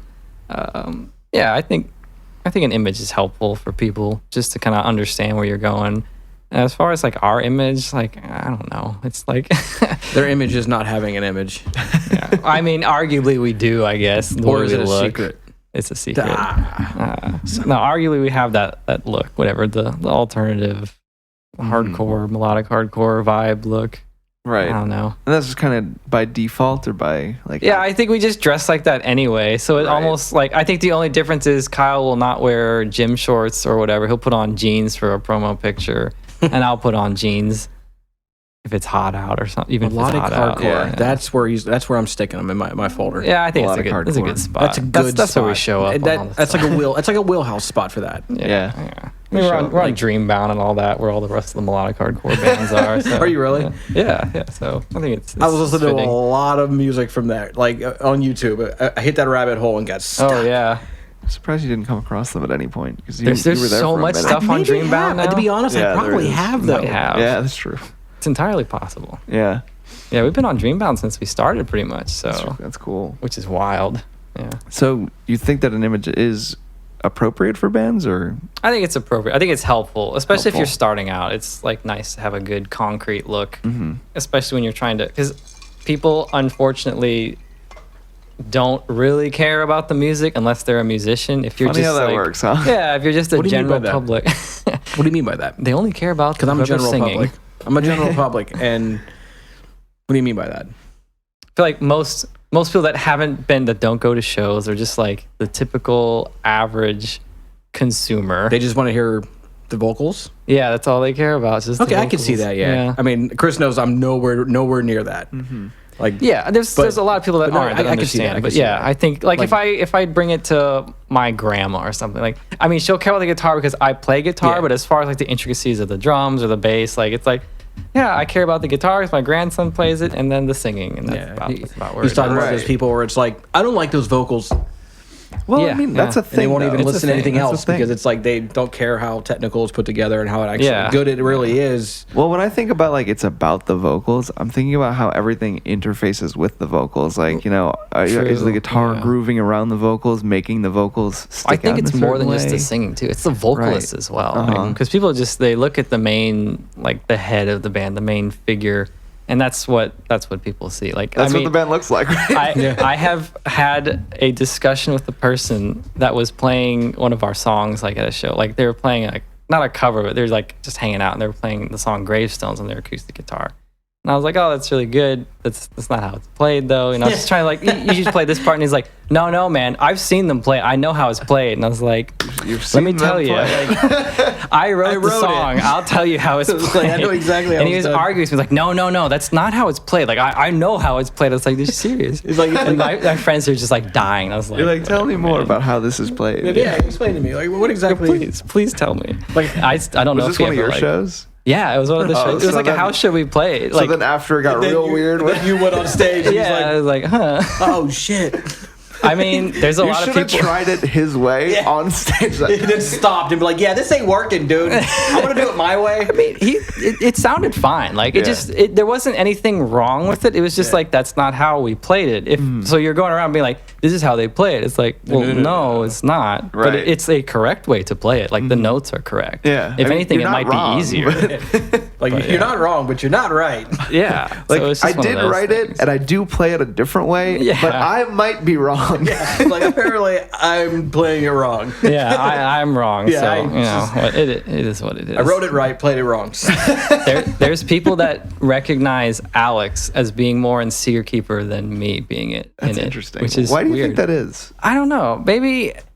Does he have long hair? Yeah, he's There the you guy go. with long hair. Yeah, so maybe he stands out. There you He's go. like he's a lot more talkative and popular, maybe like, and does like a lot more of the stuff out front, and especially at shows. Like he's always talking to people because I'm the one that has to like be the dad of the tour or whatever. Like someone's got to make sure all the stuff gets from the van into the venue. Like, we Someone are not has to set losing the a merch cable up. again. Right. Someone has to make sure all the children are accounted for. Yeah. So like, Get ready to just leave. let It's them go.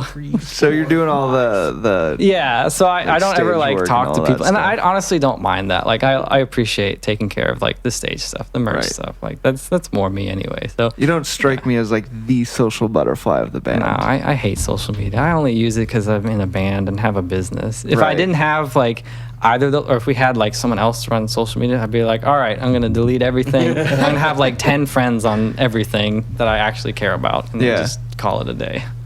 Let's go through a few things. So I feel like I really enjoy Secret Keeper and your stories involved in it. It's Oh, really thank cool, you. know. And just the fact that you're able to take that and put like music in different avenues for your life is really cool.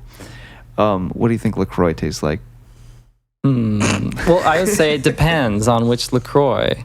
Isn't it actually pronounced, if you're like French, you'd say La Croix or something like that? If What? we're getting fancy. I'm from haven't heard America. that one. It's LaCroix. Because we say croissant here, but it's like It's croissant. croissant. It's or croissant. something. Croissant, whatever. I don't know. I don't mind LaCroix, honestly. Son of a... I don't buy it. What does though. it taste like? Like the doesn't- essence of whatever it says it Okay, is. The okay, essence of it, okay. though. Not the flavor. And it says it on the Yeah, essence yeah. of lime Yeah. or whatever. So it's I don't not the buy actual lime. It's just When are we going to It's the retire essence that of stupid it. question?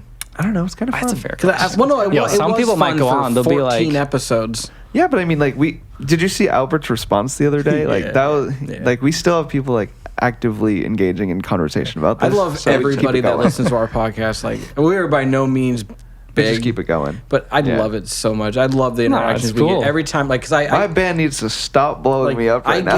I get new friends every time we do another one because like now I get to meet you and Yeah. like it's awesome for me because I've gotten so many more friends out of this just by having people over. That is cool. Just have a conversation. I love it, and I just Yeah. I I feel don't buy LaCroix. Yeah, I've but never- if someone offers it to me, I'd be like, He oh, wants yeah. to make that really I'll apparent. smack it out of their hand. When I was grab a bottle dating of one of water my and scream the exes, flavor and drink the water. like we got a lot of that. We didn't get LaCroix. We got the Target brand one had more flavor, so we got that one. Really? Because it helps. I guess I don't know if it's.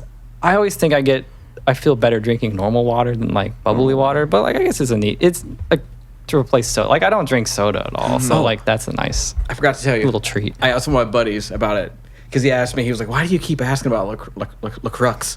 And I was like, "I don't know. It's just an ongoing gag. It's never going to end." And then I was like, "Well, what do you think?" He literally typed me this long paragraph that I'm not going to go into. We'll have to read but that I'm on gonna- a future episode. I'm going to take off what he said that stuck with me, and he was like, "I don't know, kind of like you're about to take a sip of water and someone just slaps you in the face with a fruit." And I was just like, Wait, I feel like Yeah? I read that. Was Holy that shit, that that's was, correct. That was public. Did you No, did you no, I see think I read that. the video? wasn't public. I feel like of I did. What's his name? Pro Zed on YouTube. He like does. He's a voice actor, and he like tried all the LaCroix flavors. Oh, really? Yeah, I'm and gonna like have pretty to much watch is that. like, well, this one tastes like nothing. Here's the Every one next of them. one. Hey, Nothing. we have to find that video and post it in our group. we should. Yeah, it's a good. It's People a good stop watch. posting. That's funny. Because you made rules. Well, I mean, no, but You notice that? No one posts anymore. Rules are meant to there's be still some broken. posts, like I just didn't want people just like blasting their band, like like we just dropped Like a we song. respected everything that they posted, but it's Yeah, like I don't need you to post your Well, band the group 22 became times. that Yeah. at some point, so I was like, yeah, that needs Just to spamming stop. away. Yeah. Here's a new single. Here's a new single. Yeah, Yeah, right. and that's Yeah. cool. I mean, if you want to do that, you can do that. It's just, I mean, you don't have to post it every But single just day. please don't.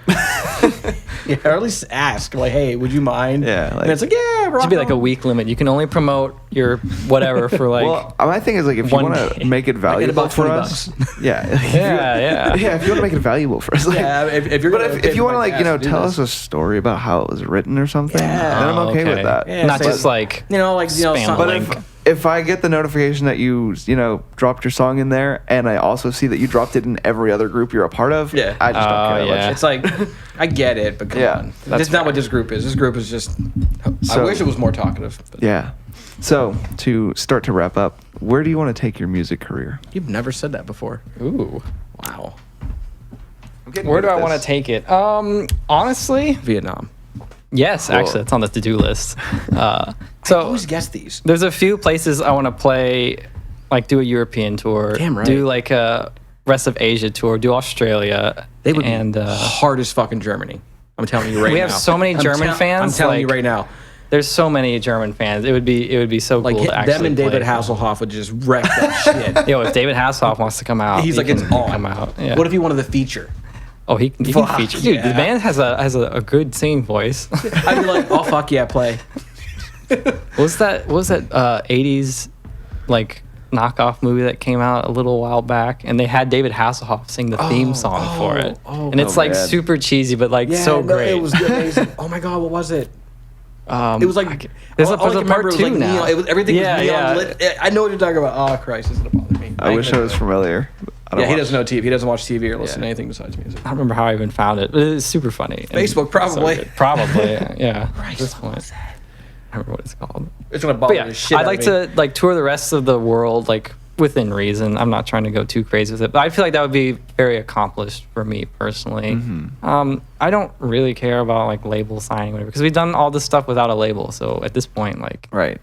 who really cares? Right. Like, what's it matter from there? Yeah, to unless- Japan without a label. Yeah. So I mean, unless Sony or Warner want to give us like $1 million or something like Then that. we're in, but right? yeah, I didn't sign that one. No, but yeah, Not even gonna read through this. he's like, oh, yeah. Yeah, I Your think- lawyer is gonna be mad, but yeah, I'd say that'd be pretty good for me. Just playing some more shows outside the country, and I don't know when will be like a good point to kind of like conclude Seeker Keeper. But as far in general, like personally, like I'll just keep writing music and doing whatever I do. That's just because it's something you love to do, right? yeah. you said you were a founder, right? Yeah. Of the group. Yeah. If you left, would it still go? Would you be okay? I think I would have to help out still. You're like, just I'll do your art. Like I would have to like it would be like a gradual leaving kind of thing. I couldn't just like quit off the bat because I would feel really bad because I'll be still like, do "Good albums, luck but I'm next not album." doing any of the touring and nothing like that. I ain't gonna do any live shows, but I'll do the albums. yeah, I would feel bad if I left because it kind of like stop in the lurch because it even having other people leaving, even if you're like one of the founding members or like even if you do, like Kyle was doing a lot of the booking, he was doing a lot, and we're pretty much doing everything, and then having people leave is like, Yeah. everything has to stop. Now you have to go figure out how we're you're gonna gonna make- do. yeah. Yeah, so It's awful. Yeah, it would suck if anyone left. Right. If we're being honest, at Except for this the point, bassist. No. Everybody We can hates figure on the that one bassist. out. He's like, we'll figure that out. it would suck for my heart if he Yeah. left. He's like, I'll just backtrack that. That'd be fun. Yeah. Like his position. Yeah. I'll write a But song him- about it, but I'll just backtrack it. So I've never had to do it this way, but Oh, what is ooh. what is the last thing you want to say about Vradom? The last thing I want to say about Vradom, Like right now, like what is the last thing you want people to know here listening? to know here listening. Oh man, I'm really bad at this. I never have to do the outro. Why am I doing like the Well, I outro? mean, just- Like and this is not a- subscribe it's a below. guided Ring the outro. notification bell. Don't forget to comment. Yeah. I don't know. You can support Vradom and Seeker Keeper. I would be very appreciative. Where can you of it. find? Can you find it? Like You can find Vradom at vradom.com, VRATIM.com. All the links to social media is on there. What about Amazon? Not on Amazon. Damn it! Not trying to pay Jeff Bezos money. Your music, all platforms. Yeah, music's on Spotify, on everything, on Deezer if anyone uses that. We're I don't on know. Deezer. Yeah, We're on Deezer. because that's what just comes out when you put it on. You got to be there, right? Yeah. Everything's pretty much Secret Keeper Band or Secret Keeper FL, depending on what it is. I think Twitter is and Instagram Secret Keeper FL, Facebook Secret Keeper Band, website secretkeeperband.com. And All Twitter's the apparently the stuff's place there. to go if you want to just message somebody and get to Japan quickly. So. Apparently, Try it. I think because they use Twitter more in Japan. I want to say they're a little more active on their Are they? Twitter over there. That's Yeah, their than like thing? Instagram. Yeah, I see them on Instagram now, but I feel like that's just because like the Americans are there and like Yeah. We're it's just stuck on more Facebook. people. Yeah, unfortunately. Yeah. He can say that because he's half. I want to say WhatsApp's The really big everywhere Americans. else in the world Right, too. it is, yeah. Yeah, surprisingly big. So are we Right. done? We're damn close. I just really I have- appreciate you coming to do this. It Oh, was thanks awesome. for having me. Yeah. I do have one more thing. Oh, you can ask as Ooh. many as you want. I'm We'll whatever. keep going. I'm done. The timer hasn't ended actually, It's so not. you know. And what is the last thing you want to say about Secret Keeper? Like, what is your message behind Secret My Keeper? message behind Secret Keeper. I'm the wrong person to ask because You don't do that I kind don't of do the thing. lyrics. I don't Okay. do the. Just say it's a do the secret. writing. Well, what's the End it there. meaning for Secret Keeper for you? Then? Secret. There's a nice, wonderful bio I wrote on our little. So just read that. No, it's funny. I think it's clever. Maybe I don't know. Yeah, read that. I We'll want him to see. read that. You're on the spot now. Read it. Can you Well, give we us have like to your pull it best up like first, voice though. actor, like like? Best voice actor. Well, I mean, maybe like if you were reading me a novel on what is that thing? The I fuck don't are you even talking what about? Audible Audible. There you go. sponsor. Like, hi. There's a big long bio of like your whole because you have to do that because essentially the website's become like your electronic press kit. Right. But basically, Secret Keeper, we used to have like this like meaning behind it of like trying to just show that emotion is like normal and like people feel different things. And we've had people come up like crying after the set and like like really impacted them, and that felt really good doing stuff like that. Wait, you're allowed to feel different things? Yeah, you're. Get the It's a wild thing. I'm like not a very emotional person, so I don't. To me, it's not something that I like feel or recognize, but I understand how other people feel, and it makes me. I do like get a positive feeling seeing that people are impacted by music, and we'll have people message about how like it's helped them, and it's all from Kyle's lyrics. Like I just make the vehicle that the lyrics go in to like get to people's ears. So I So amazing, fully though. understand that like I'm just part of the puzzle. Like it's not like it's me doing Can you it. play an acoustic guitar? I can. I mean, I can play. What kind of question is that? I don't know. I'm giving him a second here. Guitarist. All right. I'm so giving him a second. here's our little byline Christ, thing. Chris. We write sad songs. Sometimes we write melodic hardcore songs. Sometimes we write softer emo songs. Sometimes we even write acoustic songs. We formed in 2013. Since then, we've toured the U.S., released a bunch of EPs and an album, and our last tour before lockdown was Japan. Hoping to continue our journey when things go back to normal. Konnichiwa. That is Secret Keeper. That's Secret Keeper. That's what it is right now.